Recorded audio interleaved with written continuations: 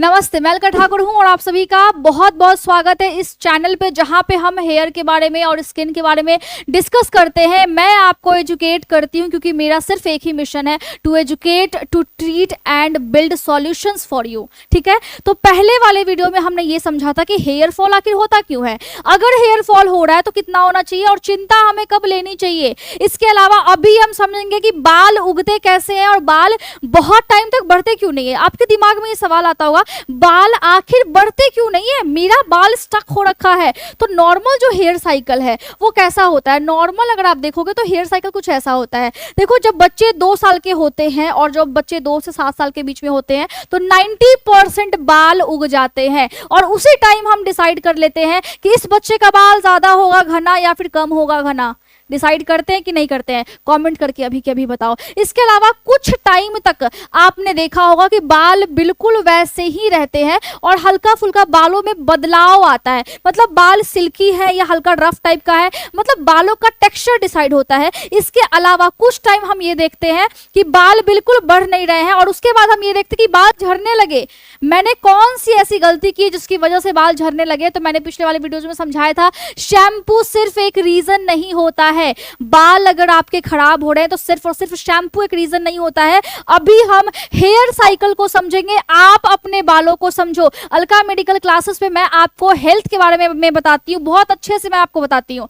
तो आपको क्या करना है, यहाँ पे आपको अपने बाल के बारे में, जिससे आप परेशान हो, जिससे लगभग दुनिया की आधी से ज्यादा आबादी परेशान है, आप अपने स्किन के बारे में समझ नहीं पाते हो, आप ये समझ नहीं पाते हो कि आपको शैम्पू कौन सा लेना है, आपको तेल कौन सा लेना है, आपको क्रीम कौन से लेने हैं, आपको सनस्क्रीन कौन से लगाने हैं। तो यहाँ मैं बैठी हुई हूँ आपको समझाने के लिए। अब बालों का जो साइकिल है वो बहुत ही नॉर्मल है, बहुत नॉर्मल है। जैसे आपके बॉडी में हर चीज होता है, सांस ले रहे हो हर चीज हो रहा है, डाइजेशन हो रहा है, आपका हार्ट बीट बढ़ रहा है, घट रहा है, सारी चीजें हो रही है ना, धक धक कर रहा है, सारी चीजें हो रही है। वो मैं अलका मेडिकल पे समझाती हूँ अच्छे से कैसे होता है। ठीक है, लेकिन यहाँ पे हम बालों के बारे में डिस्कस करेंगे क्योंकि मुझे लगता है कि अभी तक आपको बालों के बारे में कोई एक्सप्लेन किया ही नहीं है, किसी ने एक्सप्लेन आपको किया ही नहीं है कि बाल कितने ज्यादा इंपॉर्टेंट होते हैं और क्यों झड़ते हैं। झड़ने से पहले हमें क्या सोचना है? हमें ये सोचना है कि बालों का जो पूरा साइकिल है वो कैसा है। पहली चीज तो ये कि अगर 50 से 100 बाल झड़ रहे हैं डेली तो आप उसको नॉर्मल मानिए।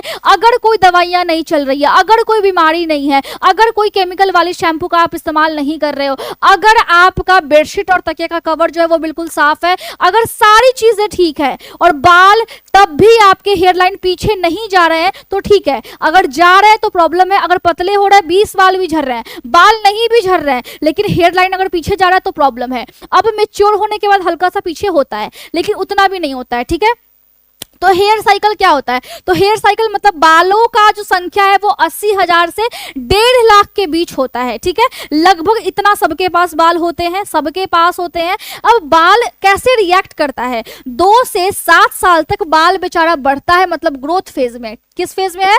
ग्रोथ फेज में है। इसके बाद बाल ट्रांजिशन फेज में होता है, मतलब हल्का बदलता है। जैसे आपके नैन और नक्श बदलते हैं वैसे ये ट्रांजिशन फेज होता है, जिसको हम केटाजन बोलते हैं, और ये 2 से 3 हफ्ते तक रहता है। इसके बाद नए बाल आने शुरू होते हैं। खुशी की बात है, नए बाल क्या होते हैं? नए बाल आने शुरू होते हैं। लेकिन उससे पहले क्या होता है? उससे पहले बाल बढ़ते ही नहीं है। मतलब हमारे बाल 2 से 7 साल के बीच में बढ़ेंगे, 2 से 7 साल उसको बढ़ने में लगा, उसके बाद उसके टेक्सचर को बनने में लगा कितना?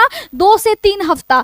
उसको हम क्या बोलेंगे? कैटाजन बोलेंगे। और टेलोजन यानी रेस्टिंग फेज, अब बाल बढ़ चुका है, नैन नक्श उसका बन चुका है, टेक्सचर उसके बन चुके हैं, अब बाल थोड़ा रेस्ट करता है, आराम करता है। क्यों कर रहा है? क्योंकि 2 से 7 साल तक बढ़ा है ना, काम किया है ना 7 साल तक, तो अब आराम करेगा। तो 2 से 4 महीने ये आराम करता है, मतलब रेस्टिंग फेज में रहता है। इसके बाद ये झड़ना शुरू हो जाता है और जब नए बाल आने शुरू होते हैं तो ऊपर वाले जो बाल है वो झड़ना शुरू हो जाता है। देखो, बाल जब झड़ते हैं फिर नए बाल आते भी हैं, तो ये जो बैलेंस है ये फिर बना हुआ रहता है। लेकिन प्रॉब्लम कब होता है? प्रॉब्लम तब होता है जब बाल गिर गए, बालों का लाइफ खत्म हो गया और नए बाल उस रूट से आए ही नहीं, तब प्रॉब्लम होती है। इसके अलावा आप कुछ भी इस्तेमाल में लाते हो, आप बहुत ओवर हीट कर लेते हो, आप स्टाइलिंग करते हो, आप केमिकल लगाते हो, आप जेल लगाते हो, आप स्प्रे लगाते हो, तो जो केमिकल जो आप लगा रहे हो उससे नए बाल नहीं आ रहे हैं। इसकी वजह से आपका हेयर लाइन पीछे जा रहा है, इसकी वजह से आपके स्कैल्प दिखने लगे हैं।